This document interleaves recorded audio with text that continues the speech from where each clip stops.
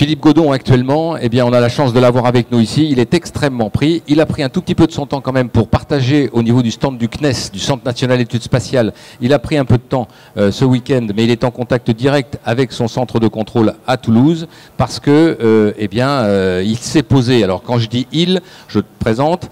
Il est du Centre National d'Études Spatiales. Philippe Godon est le chef de projet du centre de contrôle à Toulouse qui travaille en permanence avec Philae, ce petit robot que vous avez peut-être vu là-bas à l'ESA et au CNES, qui s'est posé sur la comète le 12 novembre dernier et qui, vous savez, s'était endormi de froid et sans soleil, sans énergie, et qui, il y a juste avant, alors c'est peut-être fait exprès, j'en sais rien, non, c'est pas fait exprès, en tout cas qui s'est réveillé.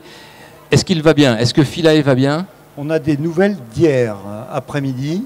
Et ça va de mieux en mieux, c'est-à-dire qu'on avait reçu pour la première fois samedi dernier, donc il y a exactement une semaine maintenant, les premières données. C'était déjà une belle avancée parce que ça faisait 7 mois qu'on n'avait pas de nouvelles de lui. Et on pouvait se dire que quelque chose s'était passé à bord, qu'il avait souffert du froid, on était descendu à moins 80 degrés au moins. Et en fait, non, les premières données qu'on reçoit nous disent que tout va bien à bord, mais que l'énergie est encore pas suffisante pour faire de la science. On n'en est pas là, on est simplement à l'écoute, pour le moment, de Philae.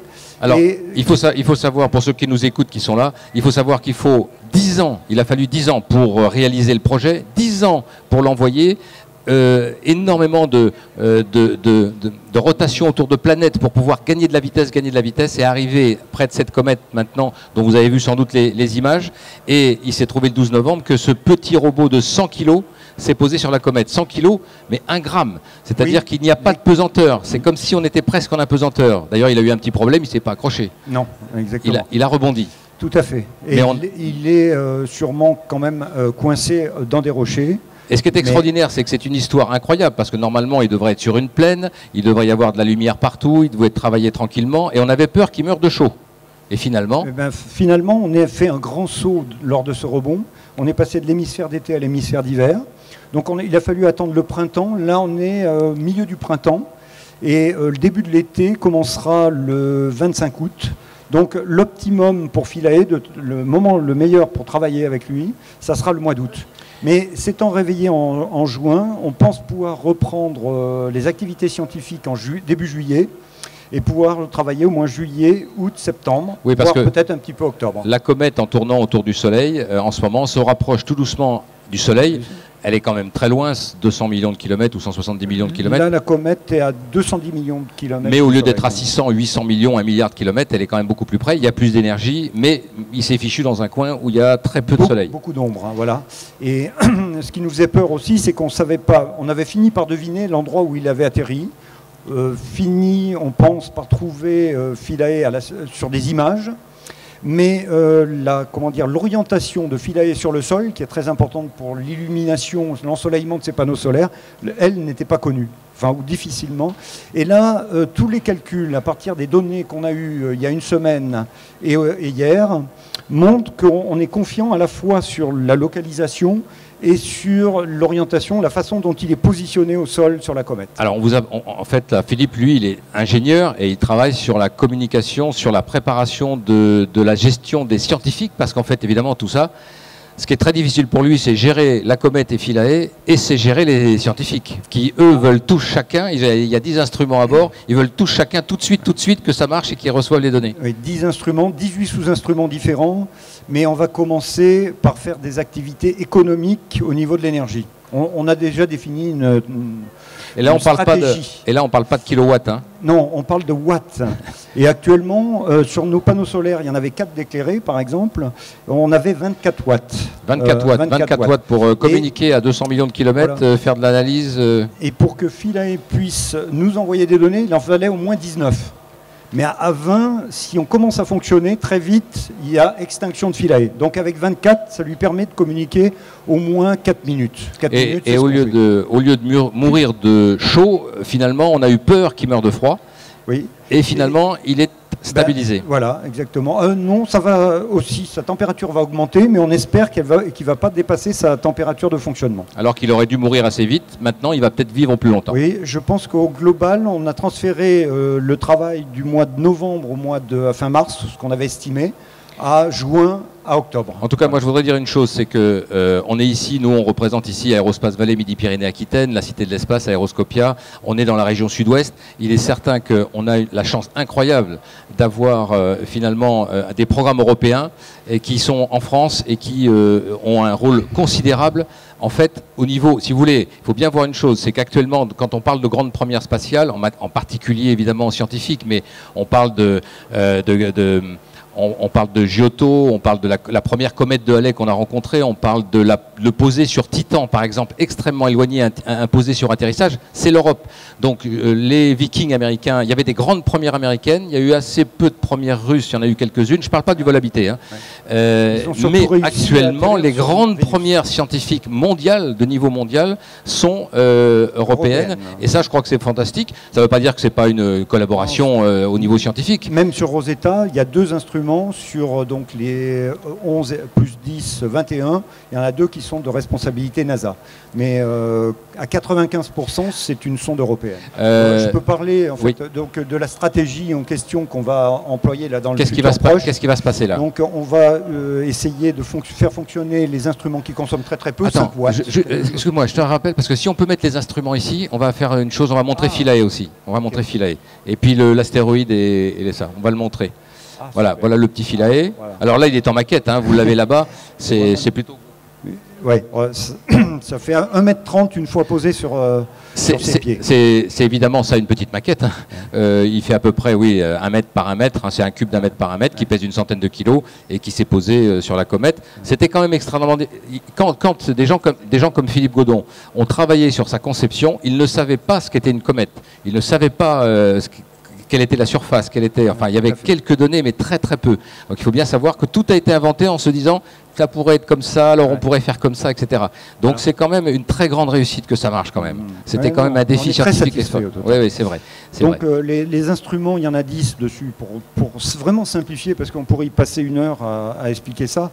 On va réutiliser Moupous, qui est un instrument, il y a plusieurs, il est situé à plusieurs endroits. Normalement, il y a quelque chose qui se déploie ici, qui s'appelle un marteau qui vibre et qui s'enfonce dans la surface et qui permet de savoir juste si le sol est dur ou pas. Ça a déjà fonctionné. On va le faire refonctionner surtout sur le côté thermique, savoir voir l'évolution de la température de la surface de la comète. Après, vous avez Sésame, c'est un instrument qui se trouve dans les pieds. Il y a un des pieds qui est émetteur d'un petit courant électrique et les autres pieds reçoivent. On calcule le temps de propagation et on sait quelles sont les caractéristiques du sol du point de vue électrique. Qu'est-ce qu'on va faire? Remap, on va faire fonctionner, c'est un instrument qui se déploie là sur le côté, qui mesure le magnétisme, et ça on a le résultat, grosso modo il n'y en a pas, mais qui mesure aussi la quantité d'ions et d'électrons émis par la comète. Donc, en fait, tous ces instruments qui sont très spéciaux, d'abord, ils consomment des 5 watts, ceux-là. 5 watts, vous voyez, on n'est pas du tout dans les kilowatts, etc. 5 watts, et l'ensemble de tout ça, lorsqu'on arrive à travailler avec tout ça, et si ça marche, on est en train de construire un petit peu vraiment l'histoire, notre histoire, puisqu'on se demande si les comètes ne sont pas à l'origine de la vie, l'origine de l'eau sur Terre, alors sans doute pas complètement. Oui. Il n'y a que de l'eau. Oui, on sait qu'une comète à la base c'est 90% d'eau, donc ça c'était... Une comète ça flotte, hein. Une comète ça flotte. Ça, ce qu'on cherchait à savoir, c'est si cette eau était celle qu'on rencontre dans nos océans. Et ça, on a la réponse. Malheureusement, l'eau de Churyumov-Gerasimenko n'est pas celle qu'on a dans nos océans. Elle est très différente. Mais ça ne remet pas en cause complètement la théorie de formation de nos océans qu'on pense en provenance des comètes pour ces 2 tiers du volume.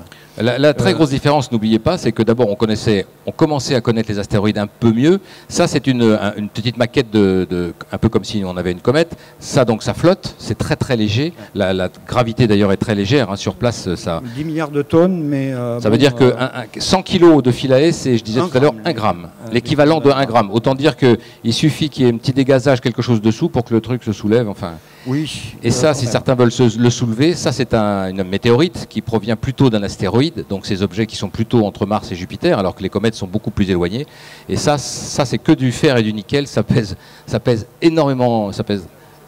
Allez-y, comparez l'équivalent d'une comète et ça, ce sont des objets totalement différents et finalement, grâce à des gens comme Philippe Godon, on sait comment.